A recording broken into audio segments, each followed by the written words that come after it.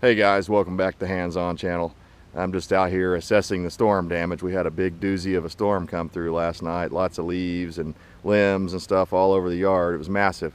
But it occurred to me that I haven't introduced you guys to my new vehicle. The Hands On channel actually went out and bought a new truck here recently, and I thought I'd share this with you guys. So here it is. Let's just go ahead and reveal it. Oh yeah. What we have here is a 1981 C30. It's made by Chevrolet, of course. You can see it's sitting over here next to my Monte Carlo project. Don't worry if you follow the channel for the Monte Carlo project. I haven't forgotten about it. I just need to clear out some room in my shop on the right hand side there, the right bay. I've got a bunch of storage stuff in there, and so I need to get that out of there and sell some of that. But anyways, I needed a heavier duty truck than any of the ones I have right now. Of course, I've got the 3/4 ton Suburban. As you can see, yeah, she's got some cancer. She's got some rust. It's got the old side saddle tanks. Only one of the two work. So I'm gonna have to deal with that. But otherwise, it's a pretty solid old truck. I'll open it up here, let you guys check it out. Of course, it's a manual transmission. You really need that. I personally wouldn't want an automatic in a truck like this. I really don't like automatics in any truck, to be honest with you, or in any car, but it's kind of become the thing nowadays. It's hard to find a good manual, but this thing's got the it's the old-fashioned 4-speed manual transmission with granny low. So you can put this thing in low gear and release the clutch, and you just almost can't kill it. I put this blanket in here because the seat, it's all actually in pretty decent shape, but it's got a couple of spots like that in it, and I thought it'd be nice. My mom made me this for years ago, so I think I'm actually going to take some like some twine or something, or some of this fabric, whatever this stuff is, yarn I guess they call it, and see if my wife has any of that. I may just kind of stitch that together, and that'll become my permanent seat back cover there, and probably get me like a horse blanket or something for the bottom, or I may go horse blanket on both of them. I haven't decided yet, but for now this is what I'm running. But yeah, of course the dash has got cracks in it. It does have tilt steering. I don't have a fuel gauge, and that's going to be an issue because well, I'll just show you. Let's take a look at the power plant on this thing. It ain't powered by a diesel, I guarantee you that much. Not that I have anything against diesels, but these GMs, you wouldn't want a diesel. Of course, one of my wing windows is broken out there, and they've taped it up, so I'm going to have to get a new wing window. Door panels need work. Everything needs work, but that's just the way I like it. And when I went and looked at this thing, oh yeah.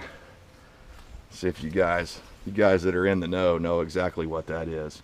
But you guys that don't know, that's a 454, buddy. Yeah, big block.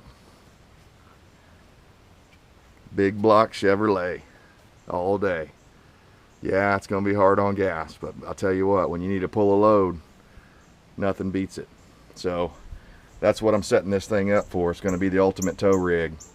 Right now it runs, although I wouldn't say great. I'm going to make it run great. You can see the wiring needs some work there. He's got one gray wire on there,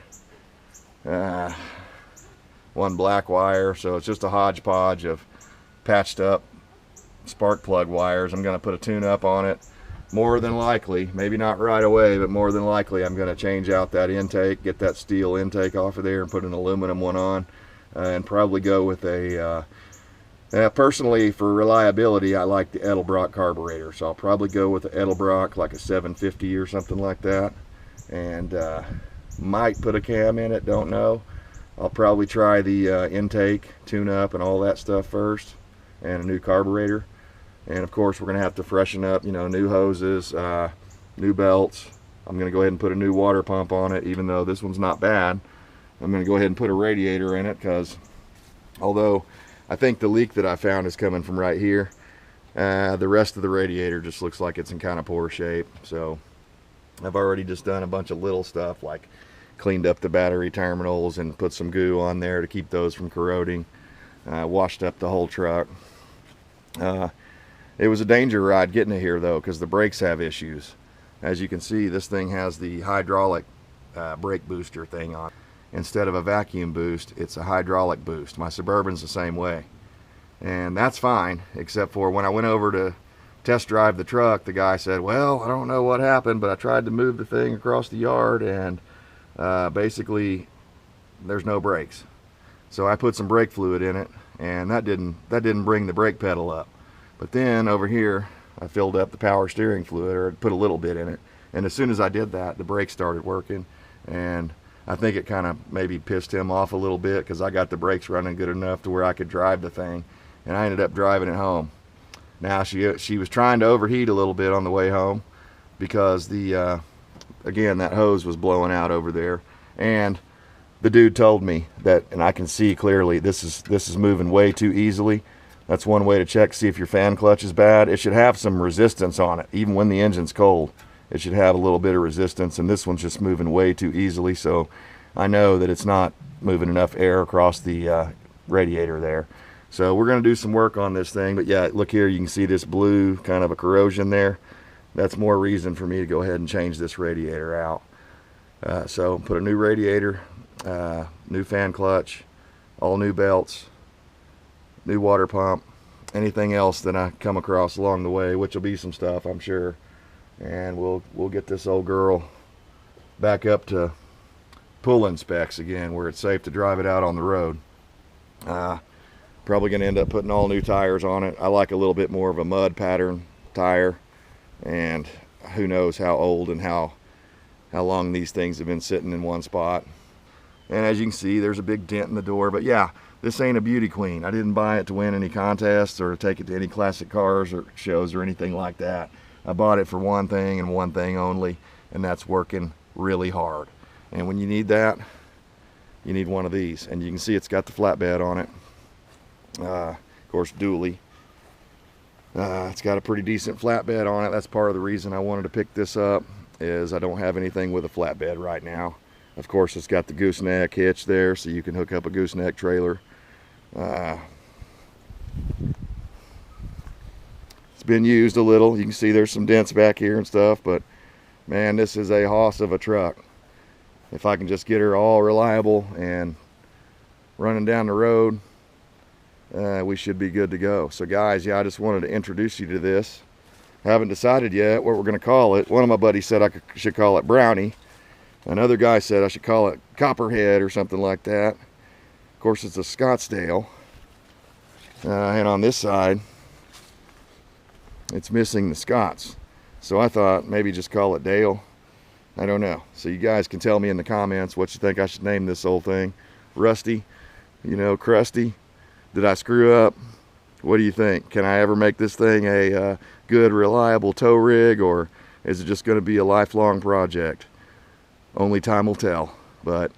And this is really my first. I've worked on some 454s, but never had one, never owned one over the years. So I've always wanted to. So if nothing else, I told my buddy when I bought this thing, I said, yeah, worst case scenario, I pull this running 454 out and have it rebuilt and drop it in that Monte Carlo right there. So you know, I don't think I screwed up anyway. And I'm pretty sure that it, you know, as a running 454, let's say that I found something catastrophic with the frame or with the body or something, I'm pretty sure that I could sell that 454 and recoup the money that I've got invested in this thing, and then part the rest of it out. So anyways, guys, I just wanted to introduce you to this new truck. I haven't come up with a name for it yet, so please help me out in the comments and tell me what you think we should call it. And until then, we'll see you next time.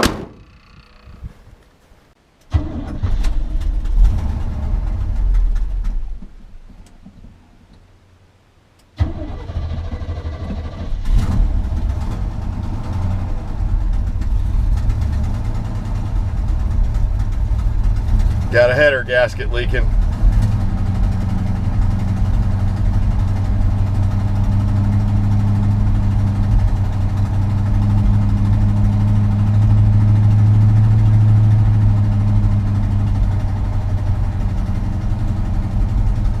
The old 2-knob radio.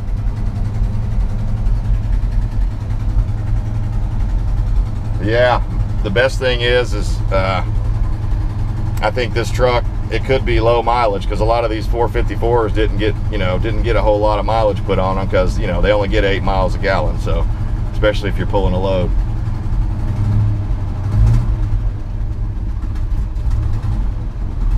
She ain't running great right now, but it's running fairly smooth, and I can tell there's no smoke or anything on startup or anything like that. So I think she's got solid bones. She's just got a miss and probably a couple of spark plug wires and cap and rotor, that kind of stuff.